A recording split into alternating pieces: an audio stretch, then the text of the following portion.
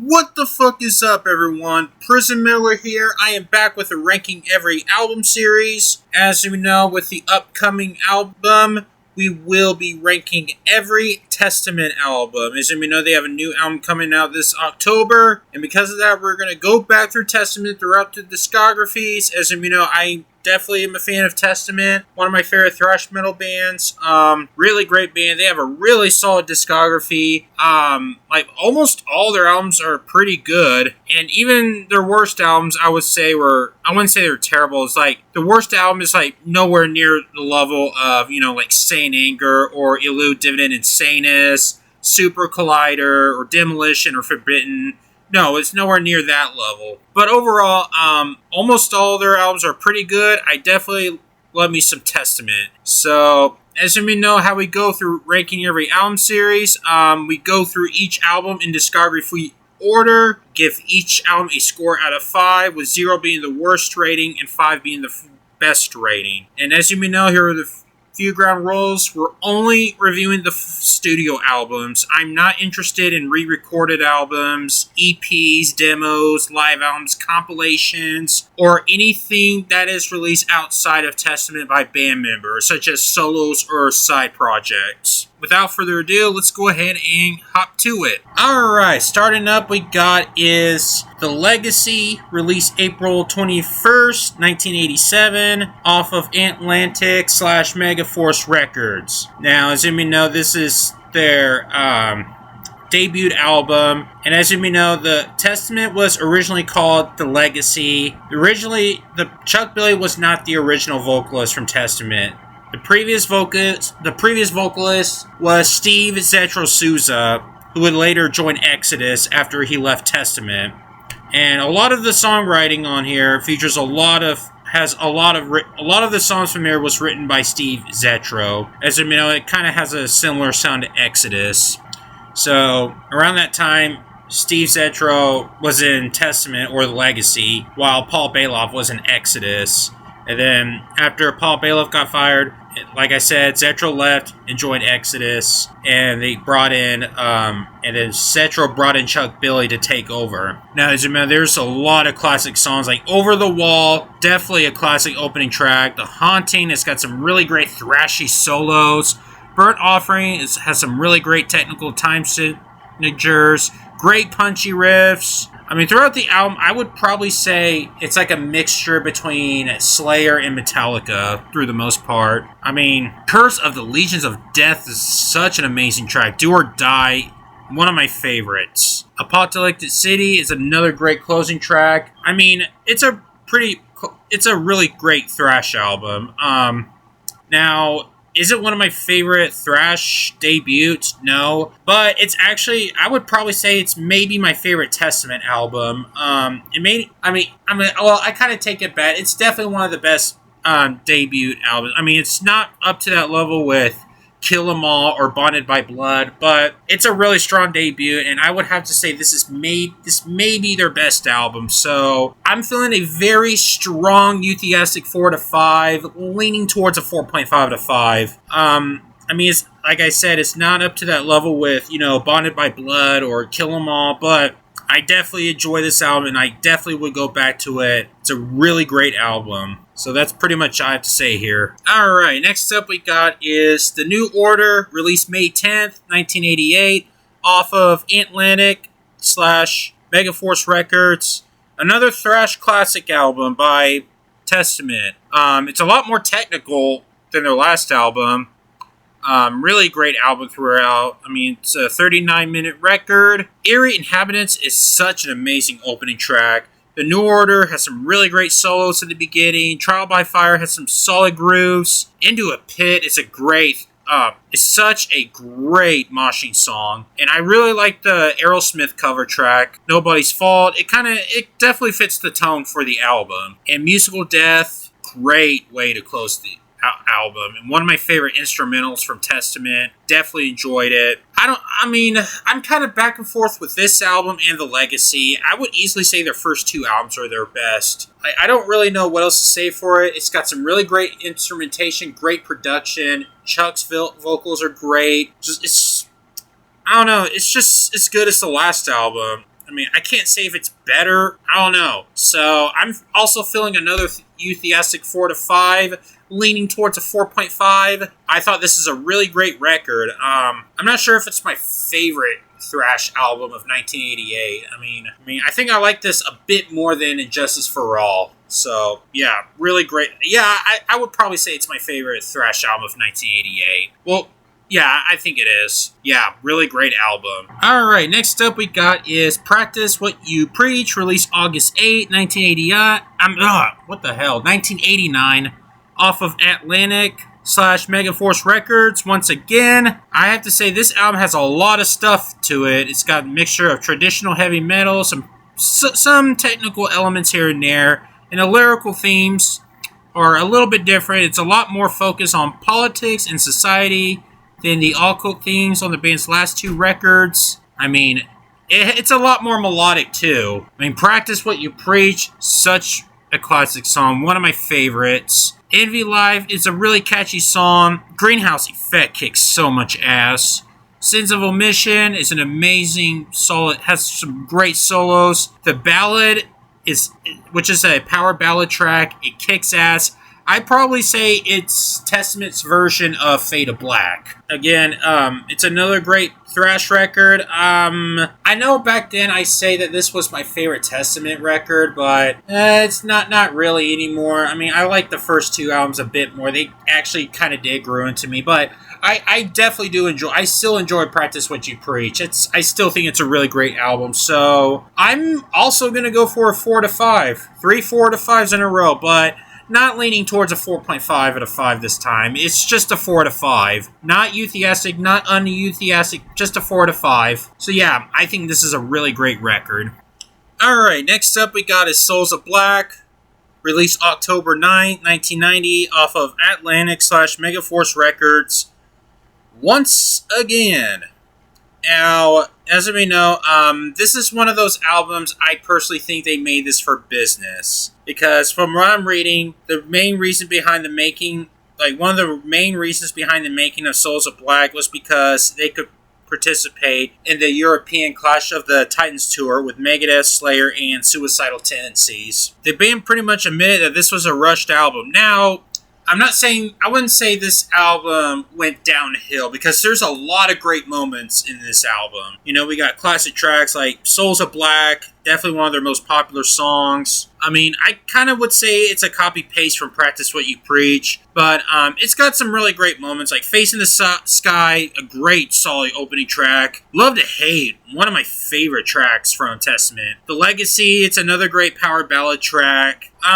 You may have a little bit of disjoints here and there, you know, like slightly, it's just a little bit, not a lot, you know, like Falling Fast, I kind of find that track a little bit disjointed, but not a lot, it's just a little bit, but I enjoyed it throughout. If people say it's a bad album, it's not even close to being bad. I mean, it's not as strong as the first 3, but it's really enjoyable listen, so we'll go for 3.5 to 5. I think it's a really good record. Like, it's not a strong one. It's it may be leaning towards a 3. I don't know, but I enjoyed most of it throughout.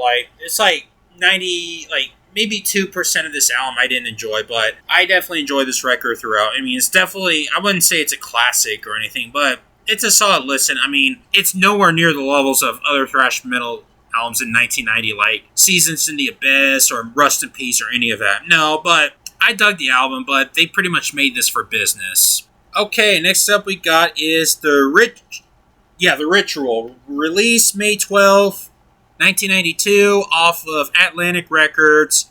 Now, this kind of leans more of this, I'm not sure if I would say radio-friendly album, but it leans more to this more traditional heavy metal sound, but it kind of keeps some of the thrash metal elements, which I'm not sure if I'm very fond of it. Now, okay, when I did it, ranking every Testament album, I used to do worst to best back then, I think I put it as their worst because I said it was mainstream, which I'll admit that was a shitty reason for me to say that. But do I think it's their worst album? No, I don't think it's their worst album. We'll get to their worst album soon, but for me saying that it's their worst album because it's mainstream, that is the stupidest reason I have ever said. But I still don't think it's amazing or anything like that. It's still nowhere near my favorite. Now, don't get me wrong, there is some really solid tracks on this album. Like, Electric Crown is such a fun, catchy song. I do like the grooves in the track So Many Lies. Like, I pretty much compare that track to Sad But True. I mean, The Ritual, amazing fucking track. Sermon, I would say it's a pretty underrated song, and I mean, Return of Serenity, another great song, but everything else is just pretty much filler. Like, the other tracks I really didn't name, it's just really boring and just makes me want to fall asleep. But it's like, I would say it's a 50-50 album, but it's not terrible. It's very far from terrible. I wouldn't say it's bad, but it's not one of my favorites, and it's still pretty low on my list. So I'll go for a 2.5 to 5. I mean, maybe a enthusiastic 2.5 to 5. I mean, I enjoyed half of it. It's just a little too long. Like, some of the songs on there should not be that long. But overall, I think it's like, As the Seasons Gray, which that's kind of a boring song. Like, that song should not be 6 minutes. But overall, I mean, it's alright. I mean, some fans love it, some fans hate it. For me, it's 50-50. Alrighty, next up we got is Low, released October 4th, 1991. No, I'm sorry, 1994. Off of Atlantic Records, and this is when they pretty much changed their sound. I think starting with this album, they kind of tuned their guitars down to standard half C tuning, which has a lot more groovier and heavier sound to it. I mean, this album kind of leans more to its groove metal sound. It's kind of like similar what Exodus did with Force of Habit, but I like this album more than Force of Habit.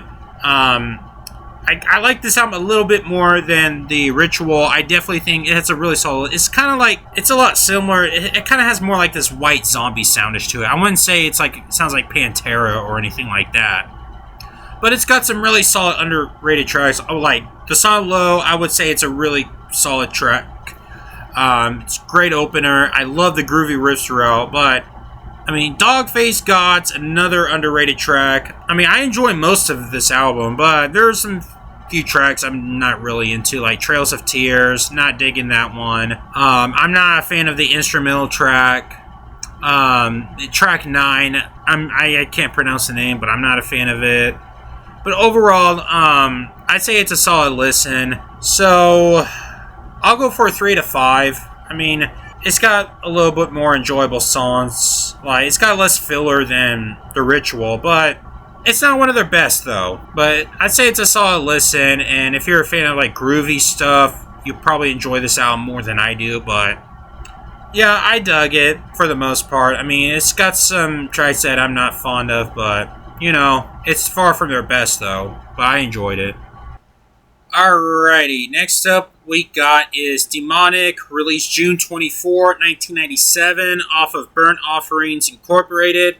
Finally, a new record label they found a home in, so yeah, guys. So, yes, guys, this is where we came to the point where I would say that this is Testament's worst album. Now, I used to like this album at first, mainly the lyrical themes on it, but as I went back to it, it's just very executed badly. I feel like they kind of went forward to this death metal roots that they're going to, and it's just really not working. I think this is their first album with Gene Hoglan on there. Now, look, don't get me wrong, I love Gene Hoglan.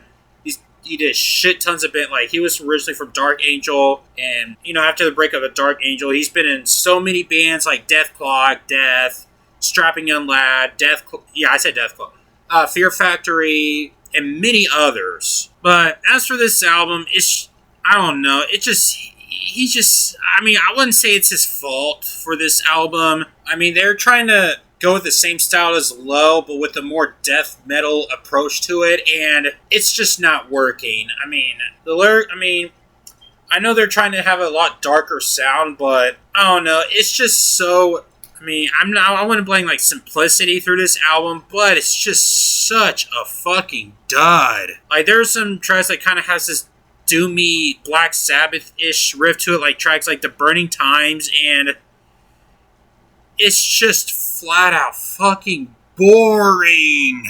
And some of the few so-called melodic tracks like John Doe and Hatred's Rise isn't really doing that much to me. Like, the chorus is just so weak, it's so boring, and throughout the clean vocals from Chuck Billy, he just sounds like Rob Zombie at times, and I'm not a fan of it whatsoever. And some of the thrashier stuff, like the thrashier riffs like June June, Murky Waters, and New Eyes of Old, isn't really doing enough for me. I mean, it may have some of the best soundage from the album, but it's just flat out mediocre. I mean, yeah, like I said, this album is a total snooze fest. It really aged poorly for me. So, yeah, guys, 1.5 to 5 for me. Maybe leaning towards a 2.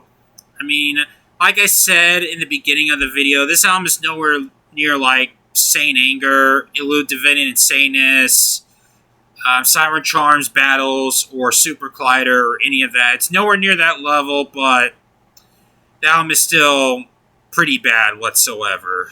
I mean, again, there's a few thrashier riffs on this album that aren't so bad, but overall, this album is a huge bore fest for me. I am not feeling it whatsoever. Alrighty, next up we got is The Gathering, released June 8, 1999, off of Burnt Offerings Incorporated. And yes, guys, this album, they really stepped their game out big time with this album. I mean, many fans would say this is like a return to form for the band. Well, I would say partially. I mean, they still have this death metal roots, and it sounded much better than the snooze fest Demonic. Like, they really stepped their game up.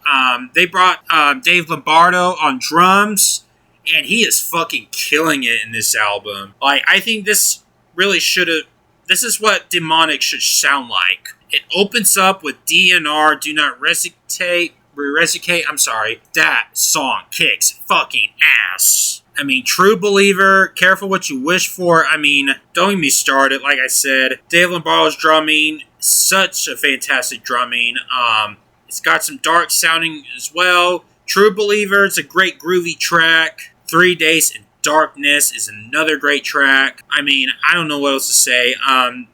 I wouldn't say that there's not one filler, I would say, on this album. Not even one. Now, and I can understand why many people say it's one of their best albums. I thought this is a really great album. They really stepped it up. And I would say Chuck Billy's growl vocals definitely improved over Demonic. I mean, the band really made up with this album. Like, I feel like if they keep going with Demonic would sound like I would probably hate this band if they would have kept going with what Demonic sound like, but they really stepped their game up. So I would go for a 4 to 5. I think this is a great record. Definitely one of the best metal albums of 1999. They really stepped their game up. Even though I wouldn't really consider this as an old school Return to Roots album, but I fucking dig it, and they definitely made up for it. Next up we got is The Formation of Damnation, released April 29, 2008, off of Nuclear Blast Records. Now, I would pretty much consider this album as their Tempo of the Damned. This album pretty much brought back the roots. Why I consider it as their Tempo of the Damned? They haven't released a new album in almost a decade. As you may know throughout, I think what I've heard was Chuck Billy had cancer, which he's now cured from it. They're going through multiple lineup changes.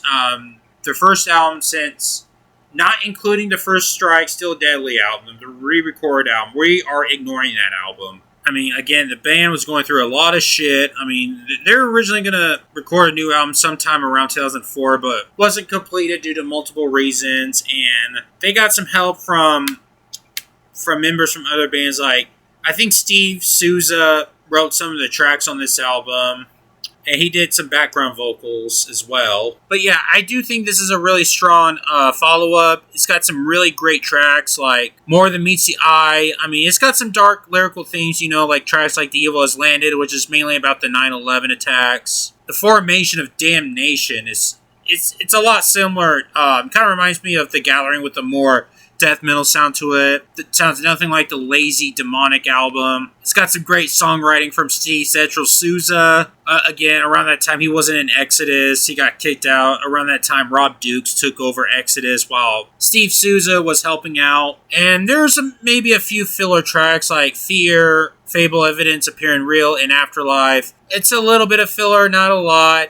But overall, I do think it's a solid Return to Roots album. Now, which one do I pick? That or Tempo of the Damned? I would say Tempo of the Damned is better, but I'm not saying Formation of Damnation is a bad album. No, it's very far from it. So, I think it's a really solid Return to Roots album. So, I go for a 3.5 out of 5. Really great, really good album, I would say. Yeah, I'll go for a 3.5 out of 5. It's a really good album. I would definitely say it's a Return to Roots album for sure. Alrighty, next up we got is Dark Roots of Earth. Release July 27, 2012 off of Nuclear Blast Records. And I'd say this album's a bit better than The Formation of Damnation. It has a lot more darker sound. It's a lot more political with the lyrics. Like Rise Up has some really great thrashy kick-ass riffs. I mean, this is their first album to bring back Gene Hoglan, and he is so much better in this album. I mean, Dark Roots of Earth, great catchy song. True American Hate has some really great thrashy guitar riffs, some great blast beats from Gene Hoglan, and I know Steve Setchel Souza did write some of the songs on there. I think he wrote 2 songs on there, and Throne of Thorns pretty much brought back the power ballad track. Same with Cold Embrace. It's got some great epic tracks on there as well. Man Kills Mankind is a great thrashy song. And yeah, I would probably say this may be their most underrated one. I like this album a bit more than Formation of Damnation, but I think it's a pretty good album overall. But it's nowhere near their best. So I would go for a enthusiastic 3.5 to 5 as well. I thought it's a pretty good album. It's just less fillers overall, but I wouldn't say it's great or anything, but I enjoy it. So, there's that. Alrighty, next up we got is Brotherhood of the Snake. Released October 28, 2016 off of Nuclear Blast Records. And you know what, guys? I take back what I said about Formation of Damnation as the Return to Roots album. This is a more of a Return to Roots album. This pretty much has brought back the sound of their first 2 records, and I would say it's their thrashiest sound in ever since then. I mean, it's got really thrashy sounds like Brotherhood of the Snake, Pelkeen, and it's got some more melodic tracks like Stronghold, and it may have a few groovier moments like Born to Rut. The Number Games is such a thrashy song, and it's pretty much what you wanted to hear from Testament. I would easily say it's probably their strongest album ever since then. I mean, instead of this long, extended tracks like they did, it's kind of like, I don't know how to compare it. I wouldn't say it's like Blood In, Blood Out or anything like that. I mean, it's a really thrashy sound to it, while still keeping their melodies. I mean, Chuck Billy may still have a few death growl vocals here and there, but I would say it's a return to thrash album for the most part. Yeah, I'm going to give this a 4 to 5. I think this is probably one of my favorite thrash albums of 2016, along with Megadeth's Dystopia. I thought this is a really great album, definitely their strongest since The Gathering. Probably my favorite recent Testament album in a long time. I mean, it doesn't go not quite as good as back in the 80s era, but it definitely has a close sound to it, and it's definitely, I would say, it's a return to roots. I would say this is probably Testament's Death Magnetic. Alright, next up we got is Titans of Creation. Released April 3rd, 2020 off of Nuclear Blast Records once again. Now, as you may know, around that time, this album came out, during the infamous COVID, around that time where we have to stay inside most of the time. And whenever we go out, we have to wear masks, which is very fucking annoying. And I think around that time, Chuck Billy had COVID. I think around that time, the band was touring with Exodus and Death Angel, and they got COVID as well. And besides that, I would say this is, again, another spot-on record from Testament, but I would say it's more filler and cookie cutter. I mean, don't get me wrong, there are still several kick-ass moments throughout the album, with tracks like Children of the Next Level, World War III, Dreamer Deceiver, kick-ass tracks. But then again, there are some cookie cutter fillers like False Prophet, Code of Hammurabi, and maybe Symptoms. But, you know, I mean, I think this is the band's longest album, like clocking in at 58 and a half minutes. I mean, I would say it's just Testament being Testament. I don't know what else to say throughout this record. I mean, I can't give a fuller detail of it. So I'll go for a very strong Euthiastic 3 out of 5. It's weaker than the last few Testaments records, but it's a very spot-on record. I mean, again, there's several kick-ass moments, but I feel like this album could do some trimming, like cut out the filler tracks, and yeah, I mean, again, it's enjoyable. I dug it for the most part, but it's mainly the second half I'm not quite digging. But the production's still there. Chuck vocal is still kicking ass with both clean and harsh vocals. Guitar riffs from Alex and Eric still kicking ass as always. But I mean, if you love Testament, you'll definitely love this record. So, yep. I would say it's a really solid listen. And I'm definitely looking forward with their upcoming album that's coming out soon. Alright guys, that is my ranking every Testament album. What are your thoughts on the Testament albums? Let me know in the comments, and how would you rank it? Whether it's a score or worst to best or whatever you want to do with it. So yeah guys, that's it.